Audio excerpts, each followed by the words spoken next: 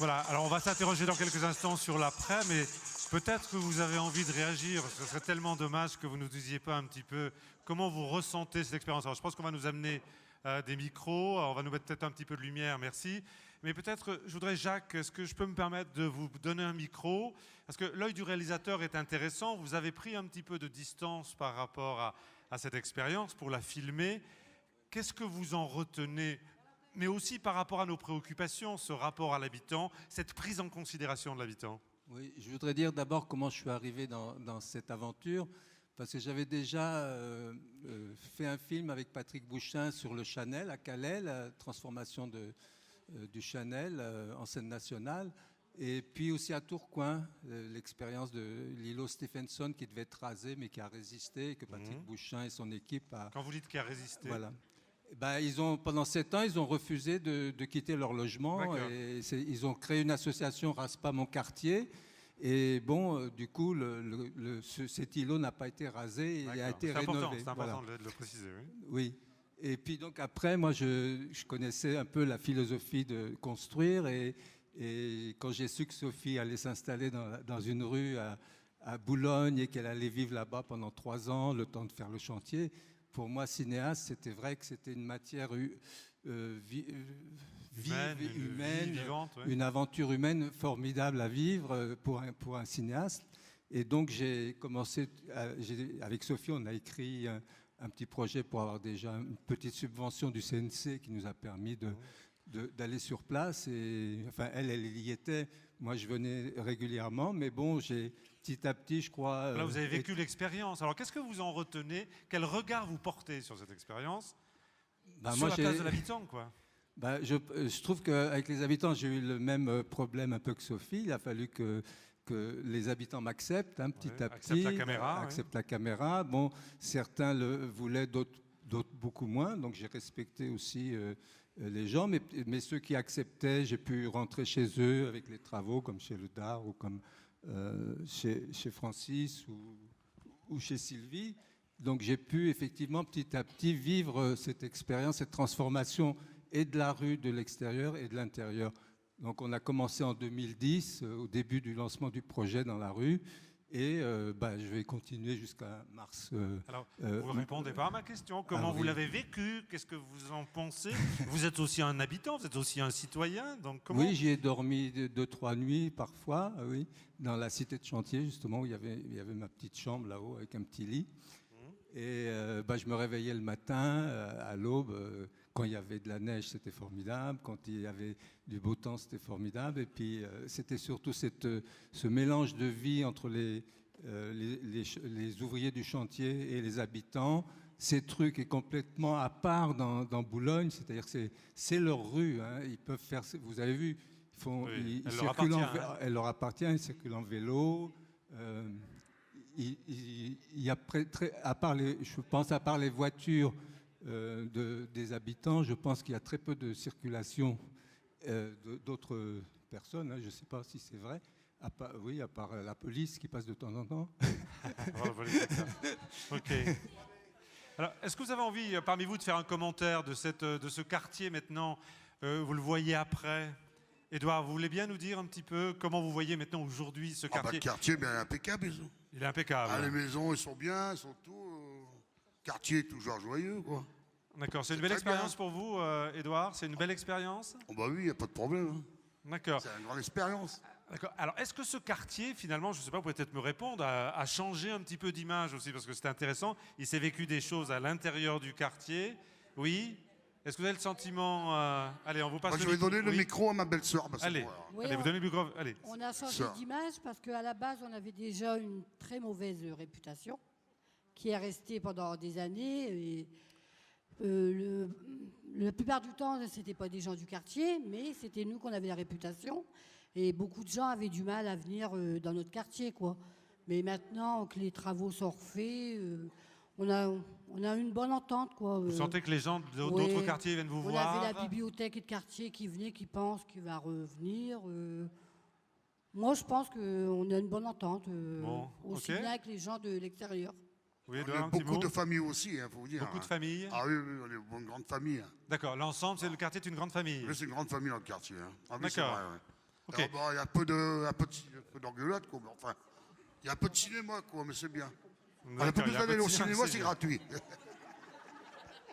Ok, alors je ne sais pas, je vois pas, hein, si vraiment il y a une ou deux personnes qui souhaitent apporter On une rigole. contribution, peut-être nous dire comment vous, de l'extérieur, vous vivez cette expérience. Hein, on vous donne la parole, faites un petit signe, on vous donne la parole. Allez, monsieur, voilà. Je vais vous demander juste pour la forme de vous lever, de vous présenter, pour nous dire qui vous êtes, et puis faire un petit commentaire si vous le souhaitez. Oui, bonjour. Je suis Pierre Fabre. Je fais partie de cette quarantaine d'individus dont Marie-Reine a parlé, là, de Leroy Merlin-Source. Ce qui me frappe vraiment, c'est par rapport à la place de l'habitant dont on a parlé au début, c'est qu'en fait, là, c'est la place du technicien qui est remise en cause totalement. Alors expliquez-nous un petit C'est-à-dire que peu, le c'est intéressant. technicien, l'architecte, l'entrepreneur arrive et impose ses normes, impose ses façons de voir. Et dans cette expérience, vous avez renversé la table, vous avez remis les choses sur leurs pieds. Et finalement, c'est bien effectivement l'habitant qui est remis derrière. Mais donc le technicien, l'architecte, se retrouve à sa juste place de dépendant et non pas de meneur. Et ça, je crois que c'est l'extrême force et l'imprévisibilité des habitants n'est en fait que le revers de l'extrême prévisibilité du technicien qui arrive avec ses fiches, vous en avez parlé tout à l'heure, avec ses recettes toutes faites, et qui effectivement est confronté à une réalité, et ces fiches tellement prévisibles deviennent effectivement imprévisibles dans la confrontation avec les habitants. D'accord, donc vous nous dites... Et là, vraiment, chapeau, je veux dire, cette expérience-là, elle remet les choses à leur place, le technicien au service d'eux, et non pas le technicien imposant ses normes. Très bien, merci monsieur, vraiment merci pour cette prise de position qui est tout à fait intéressante. Alors peut-être, je ne sais pas, Sébastien ou Sophie, est-ce que quand même il y a des questions qui se posent? Est-ce qu'il y a une taille critique pour ce genre d'opération? Je sais qu'on était sur 60 maisons là. Est-ce que finalement la question qu'on peut tous se poser demain, est-ce qu'on peut faire plus? Est-ce que ça peut se généraliser? Quel regard vous portez sur ça? Parce que j'imagine demain vous allez prendre vos bagages et vous allez partir pour une autre aventure. C'est exactement ce qui se produit. Je vais donner ma version de la réponse et puis après on peut peut-être, je ne sais pas s'il veut intervenir, le directeur de l'office d'HLM qui peut se prononcer pour savoir si c'est reproductible vis-à-vis du bailleur. En ce qui nous concerne, à cette question, on répond que tout le sujet est une question d'échelle et de l'échelle justement du concepteur ou du technicien à appréhender un ensemble de populations. Et nous, on s'est donné comme limite d'être au maximum à 100 foyers, c'est-à-dire qu'un architecte, un concepteur, une équipe peut comprendre, rencontrer, connaître un maximum d'une centaine de foyers. Et donc c'est une échelle maximum. Par contre, ça n'empêche pas de démultiplier les situations. C'est-à-dire pour des projets d'envergure de 2000 logements, plutôt que d'avoir des grands plans urbains et des grands plans d'architectes qui construisent ou qui conçoivent 2000 logements et 2000 habitations qui obligatoirement se trouvent standardisées à un moment ou à un autre, c'est de découper ces opérations en plusieurs petites opérations qui sont à chaque fois attribuées avec une équipe, des personnes qui peuvent se rencontrer, se connaître et se reconnaître. Voilà, d'accord, donc vous voulez dire l'argument de massification, finalement, enfin, qu'on pourrait vous opposer, n'est pas en soi un argument pour peu qu'on s'organise. Exactement, et pour peu qu'on se divise, et le but du jeu c'est de se diviser, c'est de faire, comme on dit, on a divisé chaque cas, chaque maison. Au début, tout le monde pensait que c'était impossible de faire un projet individuel par maison, mais en habitant sur place et en rencontrant les gens, on a fait un projet de rénovation qui est un projet de rénovation lourde, puisqu'on a tout refait, qui coûte 400 € du mètre carré, qui a duré 3 ans comme tout type de chantier de rénovation. On a rénové 60 maisons. Je pense que l'office d'HLM en est content et nous sommes... Alors, est-ce que ce monsieur veut bien? On serait vraiment très, très intéressés par son... Merci, monsieur, venez nous rejoindre. Par son témoignage. Venez vers moi, monsieur, si vous voulez bien. Oui, bonjour à tous. Alors, pour compléter un petit peu ce qu'a dit Sébastien, je pense qu'il faut repartir aussi au début. C'est un choix politique et au moment où les politiques sont tant décriées, c'est quand même un choix d'un homme politique de dire ce quartier-là, on ne le rase pas. Le quartier d'à côté, c'est un quartier de renouvellement urbain. On a démoli 700 logements, on en a reconstruit 700. Et le choix qui a été fait... On connaissait tous, on se connaît tous, on connaît tous nos habitants, ils sont là depuis 40 ans ou 50 ans, Et quand Frédéric Cuvillier, maire de Boulogne, a voulu qu'on travaille sur ce projet-là, première réflexion qui s'est faite, c'est pourquoi est-ce que ces gens-là, on leur dirait de partir, on leur dirait d'aller ailleurs, c'est du terrain qui vaut très cher, qui est face à la mer. Pourquoi est-ce qu'on ferait ce choix de tout raser pour tout reconstruire? Et pourquoi pas permettre aux habitants qui sont là, qui sont des habitants qui ont envie, qui ont démontré leur envie au travers des petits travaux qui avaient été faits, de rester là? Alors, je vous passe sur toutes les questions techniques, financières et de montage d'opérations. Ça veut dire quoi en 2 mots? C'est quand même relativement... Ça allait être une de mes questions, parce que vous êtes quand même confronté à un certain nombre de contraintes, à des obligations, oui, à des organisations, un plan d'urbanisme, etc., etc. Il y a plein de contraintes à gérer. Alors, ce sont les mêmes contraintes que celles que trouvent tous les promoteurs, tous les bailleurs, qu'ils soient publics ou privés. Bon, forcément, il faut aller convaincre le préfet, il faut aller convaincre les services de l'État, de la DDTM, de leur dire, voilà... On va faire quelque chose qui n'existe pas ailleurs, on va faire quelque chose qui dépasse certaines des règles. Donc tout le monde nous a accompagnés, tout le monde a joué le jeu. Je crois que c'est aussi un des mérites de Patrick Bouchin et de ses équipes d'avoir su convaincre. On avait un député aussi qui était sur le secteur qui s'appelait Jack Lang, donc c'est vrai que ça aide aussi pour faire passer ces messages-là. Est-ce que ça vous a amené à travailler aussi différemment? Même oui, si vous êtes un bailleur social, est-ce que ça vous a obligé à penser les choses différemment et à travailler différemment? Je pense que la première mission des bailleurs sociaux, c'est de s'adapter à la fois à l'urbanisme qui existe, à ce que l'on veut faire et aux personnes que l'on loge. Notre principal souci, c'est d'essayer de bien loger nos habitants. Et donc c'est vrai que sur ce projet-là, on a remis en question énormément de procédures, mais comme nous l'a dit le monsieur tout à l'heure, c'est vrai qu'on est passé de technicité, d'architecte, on est passé à la vision des habitants, mais je pense que ça peut se faire quand on a d'excellents architectes et d'excellents techniciens qui sont capables de faire passer toutes leurs connaissances et tout leur savoir sans forcément le faire voir. Et donc je crois qu'on a eu la chance, et je veux leur tirer mon chapeau, d'avoir des très très bonnes entreprises et de très bons architectes. Avec Sophie, c'est quand même pas banal, hein, parce que je peux vous garantir, et puis vous le savez tous, que sur nos chantiers, on ne voit pas tous les jours un architecte passer. Déjà, quand il s'arrête, c'est bien. Et donc là, on a eu quand même la chance d'avoir un architecte qui s'est investi, qui a habité pendant 3 ans. Donc je pense que c'est difficilement duplicable sur des grandes opérations, mais de le faire de manière ponctuelle avec énormément de gens qui ont envie de partager ces expériences, là, on l'a prouvé, c'est possible. Très bien, merci monsieur pour votre témoignage. Alors Sophie, vous nous disiez tout à l'heure, c'était ma première expérience. Hein, vous disiez finalement, je sortais de l'école d'architecture, etc.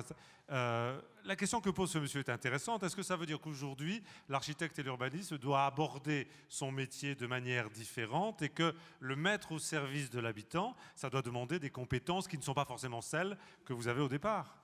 Inévitablement. Je pense que c'est dans beaucoup de domaines comme ça. On a tous à se reposer des questions par rapport à l'actualité et dans le monde dans lequel on vit aujourd'hui. Donc je pense que ça fait partie de...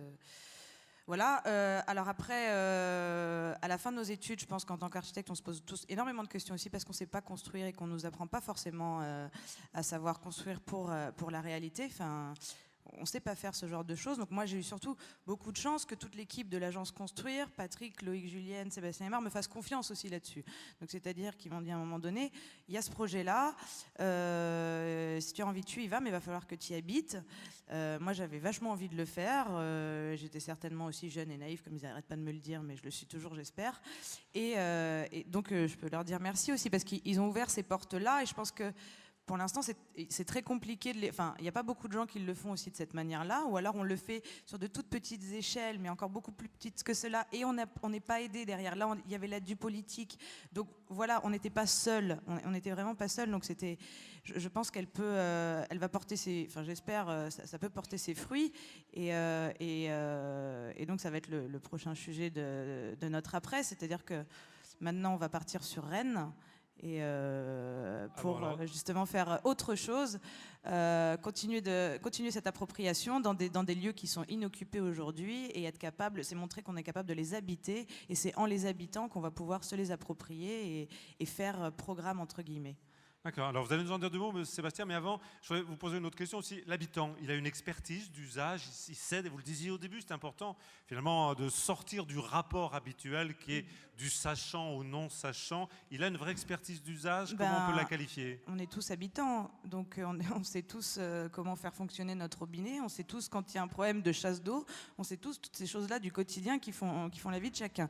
On n'a pas besoin d'architecte normalement, enfin, on a besoin d'architecte, mais on n'a pas besoin de faire appel à un architecte pour savoir habiter sa maison. Voilà, exactement. Et pour savoir se l'approprier. Donc ça doit être un plus. L'architecte a souvent été... le mot architecte et la connotation a souvent été très élitiste et pas donné justement à tout le monde, alors que l'architecture, tout le monde habite quelque part, tout le monde a besoin d'un toit. Et donc c'est une priorité, c'est un droit. Voilà. Et donc on doit travailler à ça tous ensemble, c'est-à-dire les habitants, on est tous habitants, on fait la ville, on construit la ville ensemble. On la construit ensemble, voilà. Votre sentiment là-dessus, Sébastien, est sur la capacité à reproduire l'expérience, parce que l'enjeu il est là, si ça reste quelque chose de confidentiel, c'est une belle aventure, mais ça mérite peut-être d'être reproduit. Oui, sur la reproduction, on va dire qu'on n'est pas responsable de savoir si c'est reproductible ou pas. C'est à ceux qui l'ont expérimenté, ceux qui le voient et ceux à qui ça fait penser les choses qui vont prendre cette responsabilité-là. Pour juste parler du chemin qui reste à parcourir, Sophie donc faisait à travers ce projet, devait préparer ce qu'on appelle aujourd'hui l'habilitation à la maîtrise d'œuvre, c'est-à-dire que le diplôme d'architecture ne suffit pas, il faut être habilité pour faire de la maîtrise d'œuvre. Et donc elle voulait faire son habilitation à la maîtrise d'œuvre en faisant cette opération de rénovation urbaine, et l'école d'architecture qui la suivait lui a refusé son habilitation parce qu'elle ne considérait pas que c'était faire de l'architecture que de faire le travail qu'elle a fait. Donc je pense qu'il y a encore du chemin à parcourir. Il y a encore du chemin à parcourir. Voilà. Est-ce qu'il y a un autre témoignage, quelqu'un qui souhaite réagir dans le public? Alors monsieur, merci. Attendez, je vais vous amener un micro, comme ça on va gagner un peu de temps. Voilà. Merci de vous lever, comme ça on peut, monsieur, mieux vous voir. Merci de vous présenter. Bonjour, je suis Cyrus Meshkat, architecte, et je fais également partie des 40 individus dont on a parlé au début. D'accord, mais vous êtes un convaincu. Je suis un convaincu, et je veux simplement dire que sur d'autres terrains, on a travaillé comme ça aussi, et je suis arrivé à une conclusion, c'est que chacun dans son métier a des points durs et des points mous. C'est-à-dire que pour moi, les points durs, c'était assurer, quoi qu'il arrive, et quelle que soit la volonté des résidents, donc la stabilité, essayer de tout mettre en œuvre pour qu'au niveau de l'accessibilité, j'entends en termes des ressources des personnes, on n'entraîne pas les personnes dans des cul-de-sac. Et ensuite, pour tout ce qui concerne les points mous, je veux dire, c'est pas dépréciatif, hein, les points mous. Les points sur lesquels moi je peux me retirer comme architecte, comme professionnel, sur ces points-là, réellement laisser les personnes intervenir, et en sachant que toutes leurs interventions, et c'est intéressant, c'est-à-dire en cachant en fait, en ne mettant pas en avant ce que j'ai pu apprendre. Mais je dois aussi dire une autre chose, c'est que parfois il faut être vraiment malin ou rusé pour... C'est pas toujours évident d'avoir l'accord des autorités, etc. Pour, je dirais quelque part, les piéger pour pouvoir faire son travail. Faire avancer votre projet. C'est-à-dire que je comprends bien le travail que vous avez dû faire. J'ai eu moi-même donc des histoires de plaintes contre moi, d'associations professionnelles pour concurrence déloyale, de plaintes d'assurance parce que les personnes, ils pouvaient comme j'étais du métier, que je savais comment il fallait faire, je m'étais évidemment bien arrangé pour qu'il y ait toutes les assurances. Voilà, c'est des choses de cette nature. Je me rends bien compte du travail que vous avez fait. C'est la première fois que je le vois comme ça, abouti et aussi général. Et moi, en tout cas, je vous dis bravo, merci de nous avoir entretenus et d'avoir partagé également donc, à tous les gens, les habitants, qui se sont dérangés, qui sont venus ici et voilà, qui nous entendent parler. En tout cas, bravo, c'est un travail d'ensemble. Vraiment. Merci, monsieur. Merci pour votre témoignage. Voilà, le mot de la fin, Sébastien. Voilà, est-ce que quelqu'un veut faire un petit commentaire sur cette expérience? Bon, écoutez, je propose vraiment qu'on vous applaudisse très très fort. Merci pour cette magnifique expérience. Alors effectivement, je crois que les mentalités ne sont pas toujours tout à fait prêtes pour peut-être, mais on peut espérer. Sébastien me disait en aparté tout à l'heure, finalement, ce qui est intéressant, c'est d'essayer de généraliser l'expérimentation pour que chaque expérience soit particulière. Merci encore à vous.